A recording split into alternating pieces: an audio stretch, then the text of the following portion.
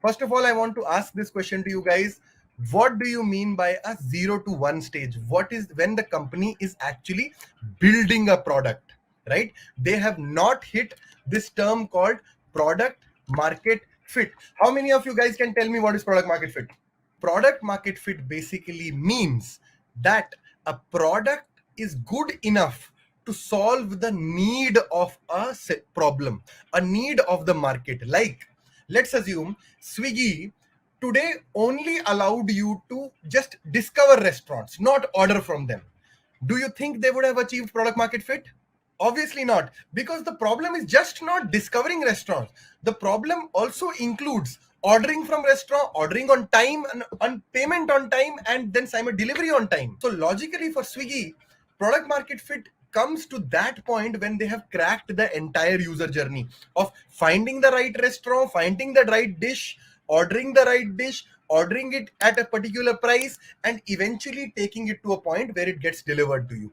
So in a 0 to 1 stage, right, out of these all of these metrics, when you're building, you first focus on retention. Logically, when you're building the product, you effectively have to figure out where the first set of users find extreme value so that they will never leave the platform. So you focus a lot on retention. That is the user actually coming the next day. What is retention? Retention basically means if you have acquired 100 users on day 1, what is the percentage of users who are coming back on day 2, on day 3, on day 4, on day 5, day 6? And we measure, like if you have to measure monthly retention, it basically means the number of users who were acquired on day 0, what percentage of those users actually stayed back on day 30.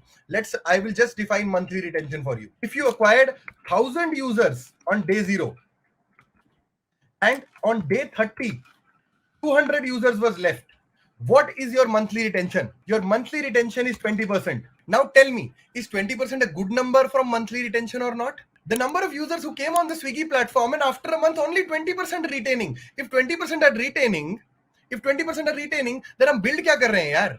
Then majority of the people we are already losing. We are already losing 80% of the users. Now, in the second case scenario, let's assume you got the feedback, you built multiple things, and eventually your monthly retention grew from 1000 D0 to 800 D30. Now the monthly retention has reached 80%, right? Now in this scenario, in 80%, what does this mean? That majority of the users are staying on the platform and finding value, right? So logically, if 80% of the users are staying on the Swiggy platform after a month, do you think they have achieved product market fit? Because what is product market fit? Product market fit basically means the user are finding so much value on the platform that they're staying on the platform and using the platform. So logically, for achieving product market fit, first thing that we do is we focus on retention and take it to as high as possible. For a consumer platform, it should be 60-70%. Once 70% of the users are staying on the platform organically, that is when you achieve product market fit. Is that clear? This is the best definition of product market fit. Product market fit is the time when your solution shows as high retentions of 70-80%, at least for a consumer product, that majority of the users that you acquired are staying on the product and using the product and again and not leaving the product. That is the case when you say that you have achieved product market fit, because now you know that your product is good enough that it actually solves the problems of users. That even if 1% of your people are even if it's a large number, they're staying in the platform and you're losing 99% of your people of users, you've not achieved product market fit. Maybe for a certain audience it is, but it will never become a scalable business, right? So now what you realized, in the 0 to 1 stage, you focus a lot on retention because you want to achieve product market fit. Now assume after the 0 to 1 stage, 80% of the users are saying, oh wow, it's an amazing product, we are going to use it. In the next stage, what do you focus on? You focus on growth, focus a lot on revenue, right, as a metric. The reason for that is because now you have figured out the early loyal users are there. Now you're scaling it from 1 to 10. Once you're scaling it from 1 to 10, now you see Swiggy does a lot of things. It says take Swiggy Super. right? Because people are finding so much value, it automatically understands that the value of getting no cost on a delivery in a subscription model is very high. So I will start focusing a lot on conversion. How do I effectively get the paid users who are paying 50 rupees or 100 rupees to effectively pay me more, pay me 200 300 bucks, so that I am effectively able to drive retention as well as to drive conversion. A simple example for this would be something like a product like Slack. Think of Slack as a product. You can use the Slack freely. Retention comes from using Slack. But the moment they know that majority of the people are using Slack, right? What is the next step that they do? They say you can only have 2,000 messages or 10,000 messages. If you want more than 10,000 messages, pay me. That's what they do. So logically, in the growth stage, after you have given value to the customer, a lot of platforms effectively get the value on day one in terms of money. A lot of platforms get it later. Like a very simple example is Facebook. While it was very small, when it only had 50 million users or 80 million users, Facebook was without ads. How many of you remember in 2014 there were no ads on Facebook? How many of you remember that those days that there were actually no ads on Facebook? So logically, they focused only on the fact that people should come and effectively enjoy, make friends, and find value. Slowly and steadily, once they scaled, they got enough data points that they started showing ads and effectively started making money. In lot of consumer platforms, revenue and retention go hand in hand. In lot of platforms, retention leads to revenue. So what happens is, now you have cracked retention, you have cracked revenue. What is the third stage the company will start focusing on? It is acquisition. That logically you will bring more customers, because now you have cracked retention. You know whosoever comes on my platform finds value, effectively converts to a paid user, does all of those things. But now what is the way to school? Now you know that your bucket, there's this concept of a leaky bucket. If your bucket has a hole, right, whatever water you put from outside, it will go out. But let's assume you built a very strong bucket in which there is no hole. In that scenario, if you add more and more water to it, you will hold the value together. So logically, after you have cracked retention and revenue, you bring more and more customers on the platform so that the platform scales. That is why companies start focusing on growth. Now, acquisition is also of two types: organic acquisition and paid acquisition.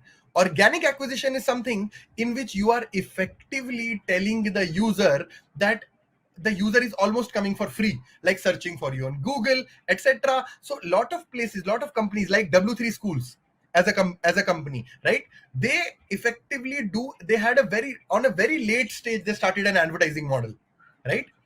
Because majority of their acquisition is free. People are organically coming on their page, right? But in case of paid acquisition, when you're bringing people from a paid channel and you're putting money there, revenue becomes a priority.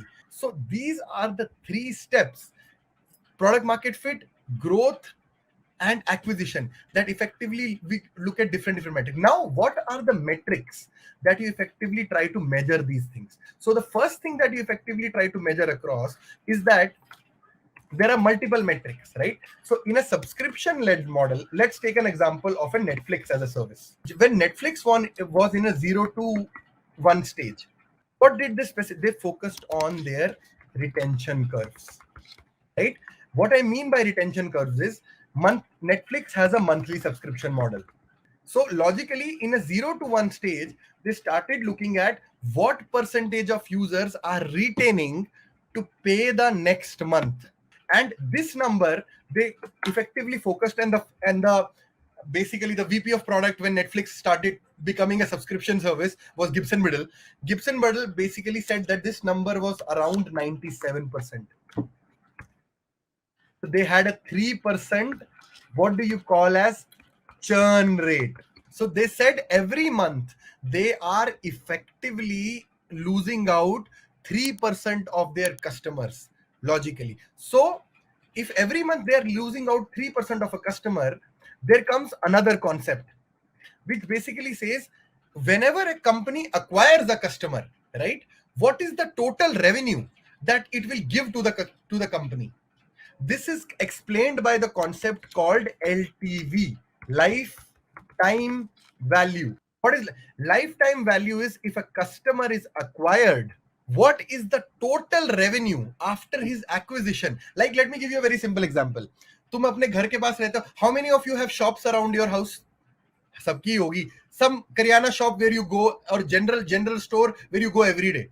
What if I have to ask, what is your LTV as a customer for that shop? Let's assume every day you go and you do a transaction of 100 rupees.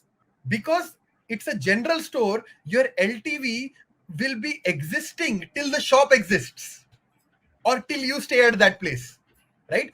Unless and until you leave that place.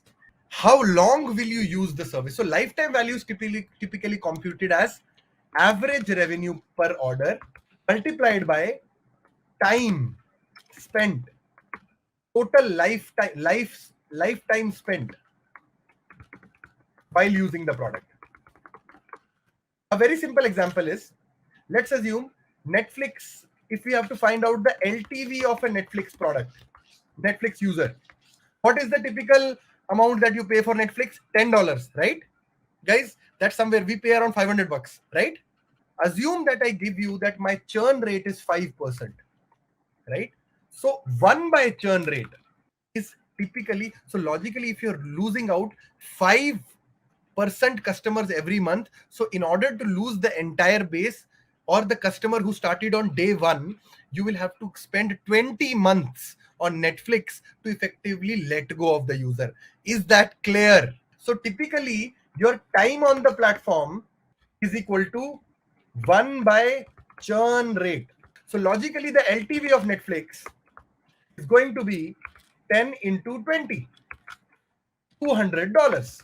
Now LTV is clear. Now what is CAC?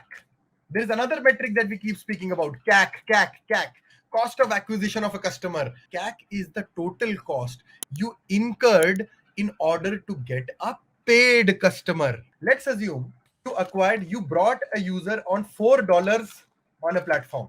Somebody clicked on an ad. You spent $4 as the cost of an ad, $4 to be spent on the platform. This is just to come on the platform.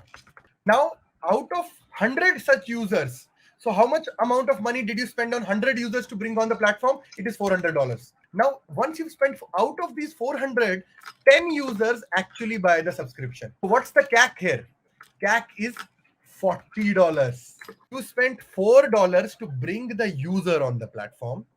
You brought 100 such users on the platform, so you spent $400. Out of the 100 users, 10 users effectively converted to be a paid user. So logically, you are spending $40 for acquiring a paid customer. Is that clear? Now you figured out the LTV of Netflix is $200. The CAC is $40. Whenever your LTV is greater than your CAC, you have a sustainable business. And if your LTV by CAC ratio is greater than 3, then you have a great business. Like, it means if you spend $1 in acquiring a customer, you are effectively getting $3 as an output. If your core lifetime value of a product is greater than CAC, you have a sustainable business. If the LTV by CAC ratio is greater than 3, then you have a great business, right? And here it's 5. It's actually 5. So is Netflix a great business or not? Same example can be taken at any point of time. So logically, you improved your PMF, you improved your retention. Once you improved retention, you have very less churn rate. So logically, your LTV will become higher. And if your LTV becomes higher, so then greater than your cost of acquisition, then so I told you one last thing before I kind of complete this. So logically, what you did, you first focused on retention. Said that $10 is the average amount, and 20 months a user will stay, so 200 is my value. So first case, you focused a lot on retention so that your churn rate is as low as 5%. Correct? Then what you did, you focused a lot on growth. What I meant was conversion. Here, you said that on an average, out of 100 users, 10 users convert. Can I take this number to 20%? So logically, if you are able to convert 20 users instead of 10, your CAC reduces to 20. $20. Is that clear? So in the second stage, I focused a lot on conversion. I said, out of the total users I acquire, how many users are effectively able to convert into a paid customer? It was 10, and then I slowly and steadily moved towards 20. So logically your CAC even reduced. So if I say out of 100 customers, instead of 10, 20 are paying for it, so your CAC is half. So logically we have come to a point today that we try to understand that basically whenever you think of metrics, right, you first think of a user journey. In a user journey, you start focusing on what are there are stages of a company when they start focusing on. In a 0 to 1 stage, you start focusing on retention. In a growth stage, you start focusing on revenue and retention both, because you want to decrease the CAC. And in the third stage, acquisition, you bring more customers, you want to further decrease the CAC. Then we realized that monthly retention, if it's 20% for a consumer platform, it has not achieved product market fit. But as it grows higher, it typically reaches 80%. That means you are achieving product market fit. Once you have achieved product market fit, then we did Netflix as an example. We saw in a 0 to 1 stage, they had a churn rate of 3% or 5%. Based on this churn rate, we figured out the metric which is called lifetime value. And lifetime value basically means average revenue divided by churn rate. So logically, if the churn rate is 5% and we are getting $10 per month, so effectively the user will invest $200 over his lifetime on Netflix, right? Then we figured out what's CAC. CAC is the total cost incurred to become a paid user. So logically, if you are bringing one user on your platform as a free user for $4, for 100 users, it's $400, right? And out of those 100 users, if 10 users effectively become paid users, so logically you are spending $40 to acquire a paid customer. Now, here your LTV is $200, your CAC is $40. So logically, when your LTV is greater than CAC, you have a sustainable business. Assuming the fact that the marginal cost of adding one more customer on the platform, a core customer on the platform, is zero. Because in a SaaS product, that is the reason everybody speaks about build SaaS products. We have to do product led growth. ये सब जो ज्ञान होता है ना कि product led growth, ये क्या होता है? Product led growth basically तुम्हें ये बताता है, it tells you that as we scale, there is this interesting thing. You form delight having, there is this very interesting model that Gibson Biddle spoke about, DHM model. DHM basically says about delight, habit forming, margin enhancing products. I will write here. Why is the word margin enhancing there? Because with SaaS products, as you scale, your margin becomes better with scale, right? Margin enhancing. This is the beauty of a SaaS product. So आज हमने क्या पढ़ा है? Where we should focus on from a metric standpoint. What are the different stages of a company? Simultaneously, we figured out what is LTV, what is CAC. Simultaneously, why LTV greater than CAC makes a lot of sense. And simultaneously, we figured out that why scalable businesses, sustainable businesses are delight, habit forming, margin enhancing products. I really want more and more support. So do subscribe to the channel. Please like the video. This is very important thing. I'm putting a lot of heart and soul into it. Thank you very much. Thanks a lot, guys. Bye-bye.